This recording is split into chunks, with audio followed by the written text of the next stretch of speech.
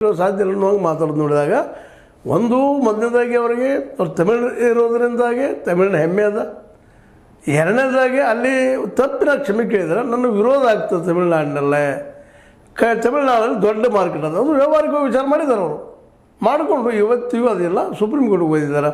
ಅದು ನಮ್ಮಲ್ಲಿ ಬಿಡುಗಡೆನೂ ಮಾಡಿಸ್ಕೊಳ್ತಾರೆ. ಮತ್ತು ಬೇಗ ಸುಪ್ರೀಂ ಕೋರ್ಟ್ ಆರ್ಡರ್ ಮಾಡಿದ, ವಿರೋಧ ಮಾಡಲಿಕ್ಕೆ ಬರೋದಿಲ್ಲ, ಕಾನ್ಸ್ಟಿಟ್ಯೂಷನ್ ಡೇಲಿ ಎಲ್ಲ ಭಾಷೆ ಸಮಾನ ಅಂತೇಳಿ.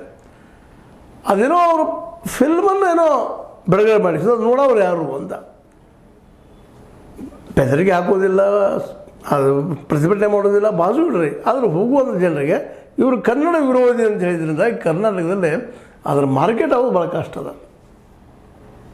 ಯಾಕಂತಂದ್ರೆ ಅವ್ರು ಯಾವ ಒಂದು ಫಿಲ್ಮ್ ಮಾಡಿದ್ರೆ ತಗ್ಗ ಅಂತೇಳಿ ಆ ಫಿಲ್ಮದ ಮಾರ್ಕೆಟ್ ಡೌನ್ ಆಗಿ ಹೋಗ್ಬಿಡುತ್ತೆ, ಅದು ಬಿಟ್ಟದು. ಹೀಗಾಗಿ ಕಮಲ್ ಹಾಸನ್ರಿಗೆ ದರಿ ಹತ್ತ ಪುಲಿ, ಈ ಕಡೆ ನೋಡಿದ್ರೆ ಕೆರೆ ಐತಿ, ಈ ಕಡೆ ನೋಡಿದ್ರೆ ಹುಲಿ ಐತಿ ಅಂತ ಹೋಗೋದು ತಿಳಿಯಾರ್ದಂಗೆ ಹೋಗ್ತಾಯಿದ್ರು. ಇತ್ತೀಚೆಗೆ ನಮ್ಮ ಧಾರವಾಡಕ್ಕೆ ಬಂದಂಥದ್ದು ಬೆಂಗಳೂರಿಗೆ ಬಂದಿದ್ದರು ಅವರು ಪ್ರೊಫೆಸರ್ ತಮಿಳ್ ಸೆಲ್ವಿ ಅಂತ, ಅವರು ಕನ್ನಡ ಪ್ರೊಫೆಸರಲ್ಲೇ ಮದ್ರಾಸ್ ಯೂನಿವರ್ಸಿಟಿಯಲ್ಲೇ. ಅವರು ಧಾರವಾಡಕ್ಕೆ ಬಂದಾಗ ಈ ವಿಷಯಗಳನ್ನೆಲ್ಲ ಅಧ್ಯಯನಪೂರ್ವಕ ಹೇಳಿದ್ರು. ಯಾಕೆ ಹಿಂಗೆ ಕಮಲ್ ಹಾಸನ್ ಅವರು ಮಾಡ್ತಾಯಿದ್ದಾರೆ, ಯಾಕೆ ರಾಜಾಜಿ ಅಂತ ದೊಡ್ಡ ವಿದ್ವಾಂಸರು ಅದು ಸತ್ಯ ತಿಳ್ಕೊಂಡ್ರು ಅನ್ನೋದಕ್ಕೆ ಕಾರಣ ಹುಡುಕ್ತಾ ಈ ವಿಷಯಗಳೆಲ್ಲ ಚರ್ಚೆ ಮಾಡಿದರು.